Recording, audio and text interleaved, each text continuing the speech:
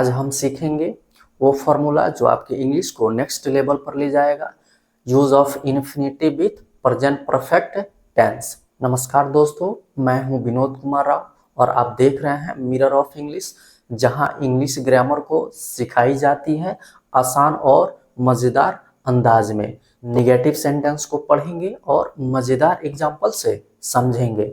तो चलिए बिना देर किए शुरू करते हैं।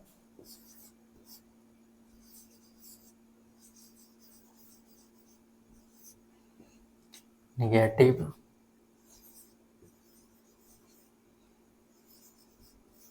सेंटेंस।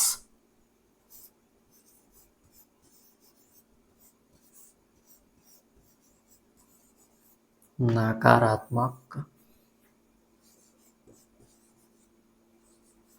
वाक्य।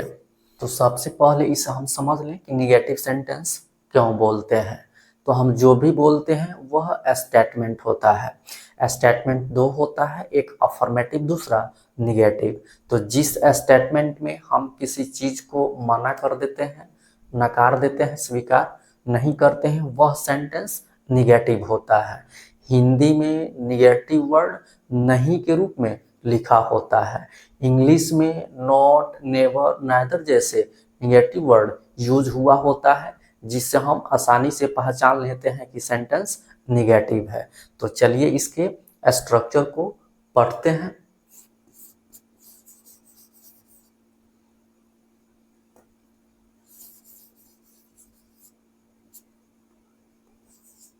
Subject plus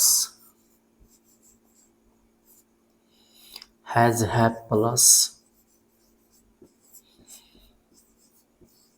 not plus V3 plus object plus infinitive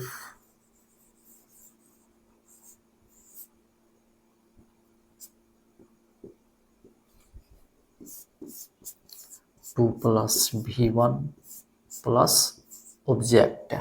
आप चाहें तो यहाँ पे हैज, हैव प्लस नॉट का शॉर्ट फॉर्म भी लिख सकते हैं।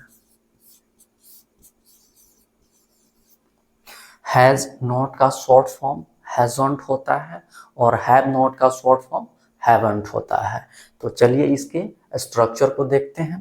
क्या है structure? Subject plus has, have plus not plus V3 plus object plus infinitive two plus V1 plus object.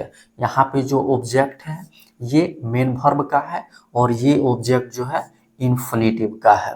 ठीक है, तो यहाँ पे कंफ्यूज नहीं होना है। चलिए ये सब हम एग्जाम्पल से समझते हैं।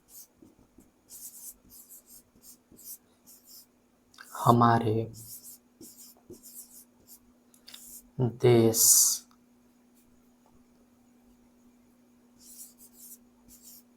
के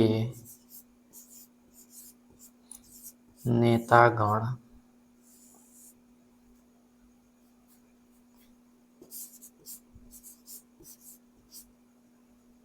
जनता के सामने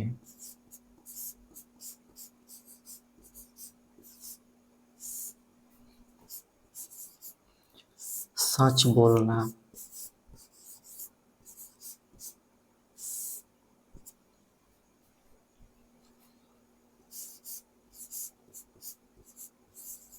पसंद नहीं किया है।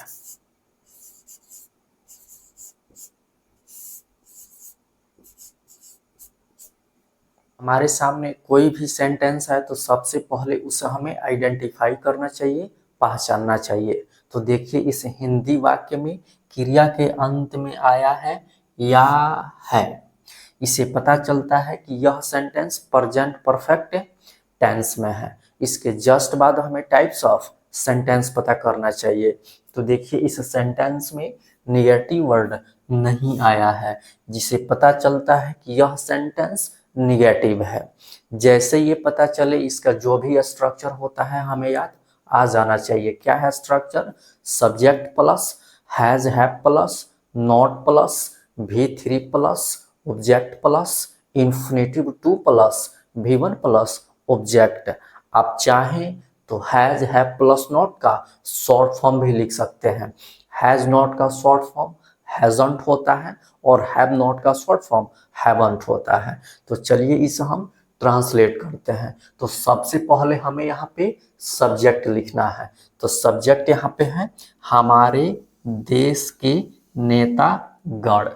इस सब्जेक्ट में पॉजेसिव केस ऑफ नाउन का प्रयोग हुआ है। जब हम पॉजेसिव केस ऑफ नाउन पढ़ रहे थे तो वहाँ पे हम ये पढ़ चुके हैं कि पॉजेसिव केस ऑफ नाउन के लिए ऑफ का भी प्रयोग होता है और एपोस्ट्रोफी एस का भी प्रयोग होता है, लेकिन हम यहाँ पे ऑफ का प्रयोग करेंगे।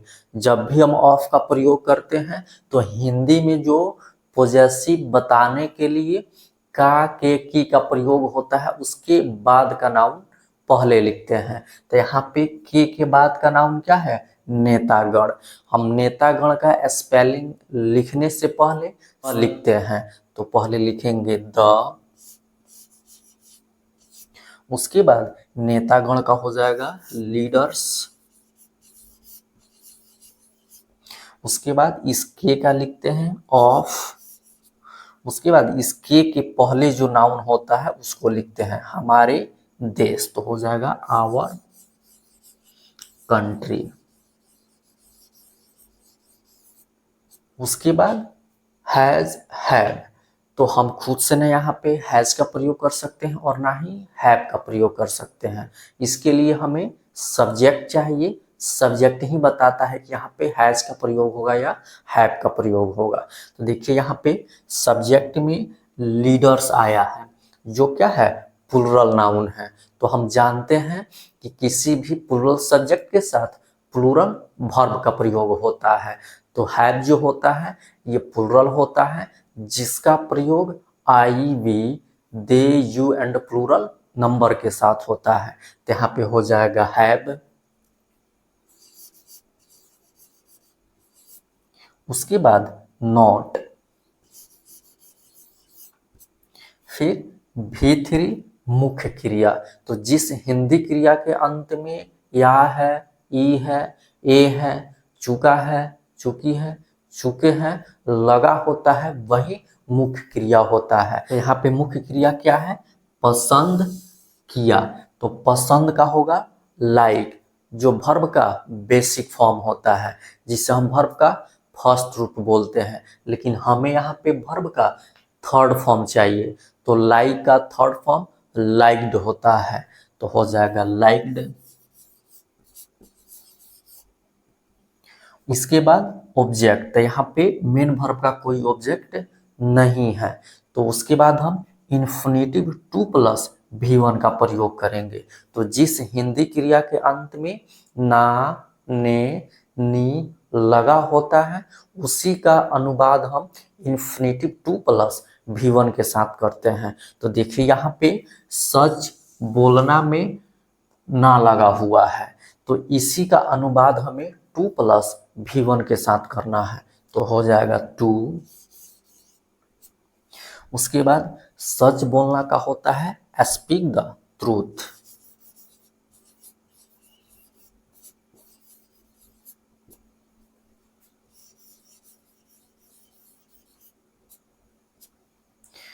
फिर ऑब्जेक्ट है जनता के सामने। तो हो जाएगा in front of the people.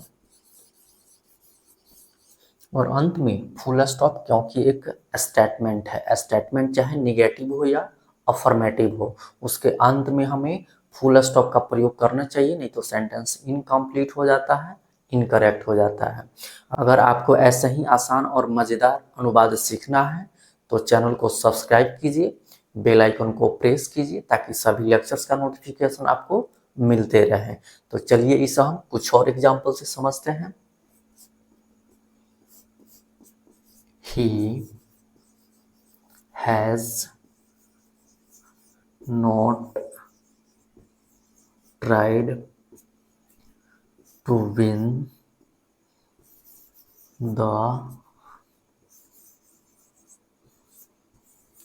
love of his friend. हमारे सामने कोई भी इंग्लिश सेंटेंस आए तो उसे आइडेंटिफाई करने के लिए उसमें सबसे पहले हमें मेन वर्ब को ढूंढना चाहिए। तो देखिए इस सेंटेंस में मेन वर्ब है ट्राइड, जो ट्राई का तीसरा फॉर्म है। वर्ब का तीसरा फॉर्म का प्रयोग किसी भी टेंस के परफेक्ट में होता है। यहाँ से तो पता चला कि ये परफेक्ट है, लेकिन ये नहीं पता चला कि किस टेंस का ये परफेक्ट है। प्रेजेंट का परफेक्ट है, पास्ट का परफेक्ट है या फ्यूचर का परफेक्ट है। किसी भी टेंस का परफेक्ट हो उसमें हेल्पिंग वर्ब जरूर होता है। तो यहाँ पे हेल्पिंग वर्ब क्या है, हैज है, जो प्रेजेंट टेंस सिंगुलर नंबर है। तो इससे ये पता चला कि ये सेंटेंस जो है प्रेजेंट परफेक्ट टेंस में है। इसके जस्ट बाद हमें टाइप्स ऑफ सेंटेंस पता करना चाहिए। तो इस सेंटेंस में देखिए निगेटिव वर्ड नॉट आया है, तो इससे ये पता चलता है कि ये सेंटेंस निगेटिव है। तो चलिए इसे हम ट्रांसलेट करते हैं। तो ट्रांसलेट करने के लिए हमें पहले वर्ब को ढूंढना है, और वर्ब को ढूंढ करके उसके बाद से हम काउंटिंग शुरू करते हैं।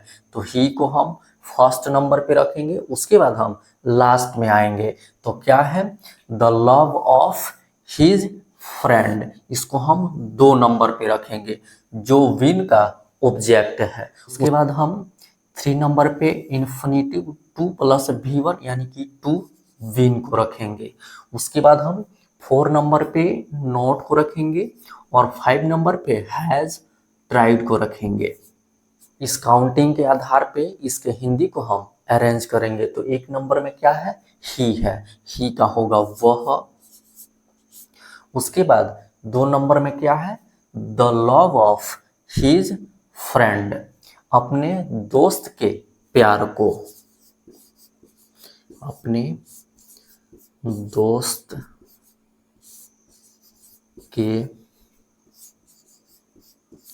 प्यार को। उसके बाद 3 नंबर में है टू विन, तो जीतने की।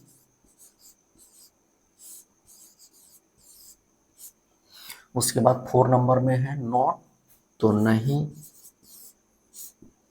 और 5 नंबर में है हैज ट्राइड, कोशिश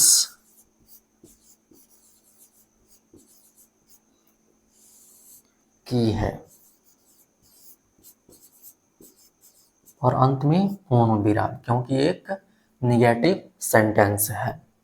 क्या है, he has not tried to win the love of his friend, इसका हिंदी क्या बना, वह अपने दोस्त के प्यार को जीतने की नहीं कोशिश की है। इस तरह से हम किसी भी इंग्लिश सेंटेंस को आसानी से पहचान सकते हैं, और उसे काउंटिंग करके उस काउंटिंग के आधार पे उसे हिंदी में हम ट्रांसलेट कर सकते हैं। चलिए इसे हम एक और एग्जांपल से समझते हैं।